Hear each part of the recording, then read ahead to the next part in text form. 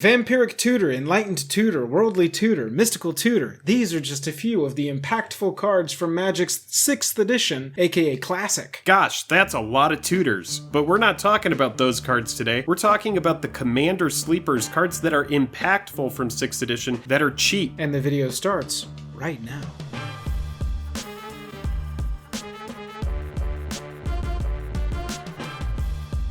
Special thanks to our Patreon supporters who power our channel. Check out our Patreon for monthly giveaways, exclusive content, and even a starring role in our fan fight series. Link in the description below. Hello and welcome to the day. Thank you for spending your time with us. I'm Jake. I'm Joel. Welcome back to another episode of Jake and Joel Are Magic. We are going to talk about Classic, 6th edition, white bordered reprint set. But first, if you wouldn't mind hitting that subscribe button down there, it really helps us out. Best way to support the channel as we continue to grow. So let's go ahead and talk about these cards today. We are talking about Commander Sleepers. So if this is the first video of Commander Sleeper series, just so you know, these are going to be cards that are very cheap. So if you're like, why is there no Birds of Paradise on this list? It's because Birds of Paradise is like a $10 card. We're not talking about Birds of Paradise.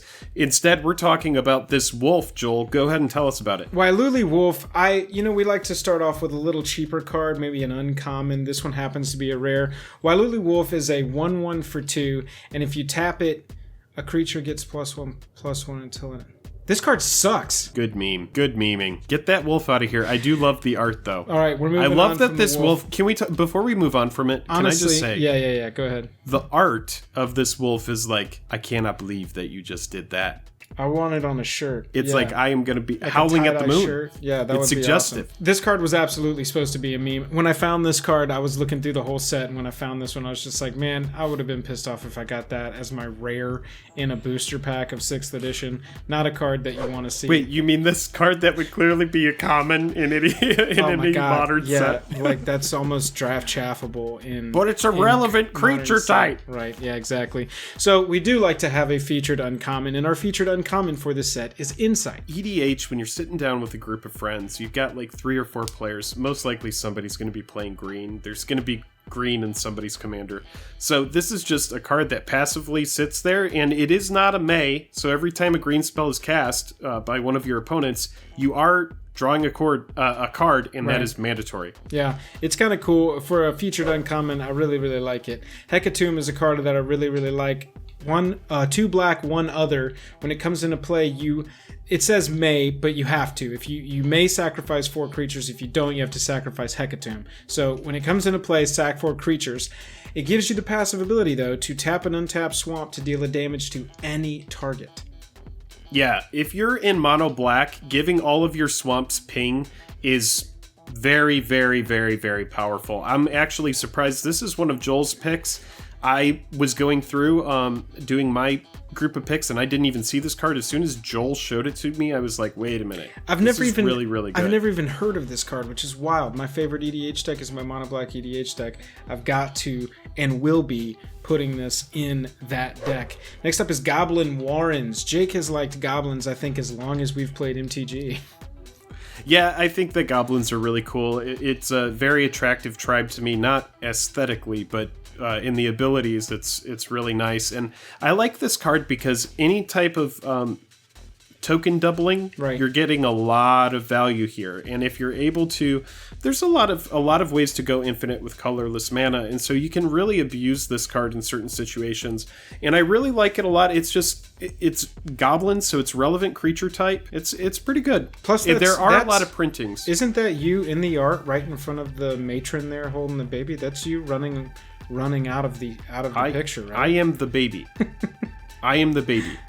We should mention right now, because this is a card that has had a lot of printings. You may be seeing this and you're like, Goblin Warrens, wait a minute. This card has been printed a lot. A big thing about this set is its white border. And so if you're new here, white border isn't really highly desired. Some people really like it, and some people want to have all white border stuff. Right. And so for those people, 6th edition is really attractive because it offers a lot of reprints of those cards. A lot of the time, these are going to have a lot lower price point. And so if you're looking for a budget version, consider these. Yeah, absolutely. Tranquil Grove is up next. How about just a repeatable poof, no more enchantments, poof, no more enchantments, over and over and over. Other than this one. Right. It's just like, hey, and I don't like aura shards. I don't like blind obedience.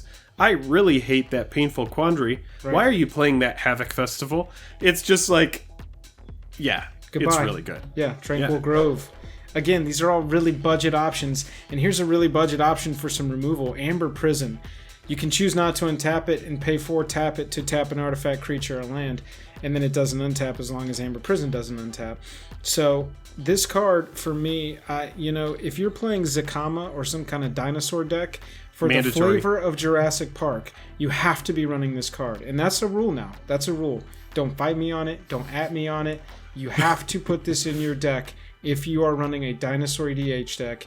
If you don't, you're bad at Magic the Gathering. If you don't, you're bad at MTG. Really, this is a really affordable removal spell. It's not fantastic. There's a lot of other spells that do the same thing, but the art is awesome to me. It's just, this has always kind of been a pet card ever since I had this colorless Karn EDH deck back in the day. I always really liked this card, and it always really gave people headaches because it just kind of persists. Yeah, I really like it. Moving on, we've got Pentagram of the Ages. Now, correct us if we're wrong on this. We did look this up in advance. Jake and Joel doing some research. However, what we found was that this card does not target. Pentagram of the Ages does not target. So what you've got here is 4 tap. The next time a sorcerer of your choice would deal damage to you this turn, prevent that damage. Because it does not say target creature or something like that, per what we have found, and if this is true, it's pretty busted, but this card does not care about hexproof. Right, it gets around Lightning Greaves. It absolutely shuts down a Voltron strategy. And for that reason, it is on this list, and this is a card that's like $2 or $3. I mean, and it's a pentagram. Plus, yeah, you can't put a pentagram on anything anymore. Right, exactly. Look at that imagery, look at that art. That demon wizard is just like, look at my shiny silver pentagram. He's into it. Wizards do not care about hexproof. That's the moral of the story today. Yeah, evil absolutely. Demon wizards do not care about hexproof. Here's one that's just some kind of evil demon juxtapose. Kind of looks like an ATOG, but you and target player exchange control of creature you control with the highest converted mana cost. Then exchange control of artifacts the same way. So you have your one CMC creature on the battlefield. They have a 10 cost or some Eldrazi over there. Let's swap those. And you know what? You can also have my Amber Prison, and I'll take whatever you've got over there, your Thran Dynamo. Yeah, this is one of those cards where when you start with it in your opening hand and you can really plan for it, you're going to get a lot of value out of it.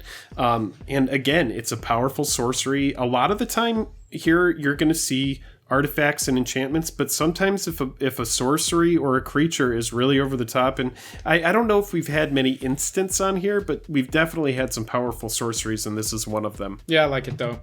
That takes us back around to Wailuli Wolf, the best card in 6th edition. We appreciate everybody watching. We are having a ton of fun doing this series. Let us know down below if you're liking it. Let us know what you think of Roman numerals. Did you enjoy the video today? What cards did we forget? Make sure to hit those up in the comments. Is that what people say? Hit those up? I think hit those up in the comments. Hit that subscribe button while you're down there. If you want to support us further, find the Patreon link down there. We've got an awesome Patreon in our opinion. We've got giveaways going every month. Go check it out and see if it's a good fit for you. And if you want to hang out with us, we are streaming most Tuesday and Thursday evenings over on Twitch, governor. Do you like how I did an English thing there? Your accent changed from who you are into a different character. Yeah. Back into me to check on the change. Is it good for you? I'm tapped out.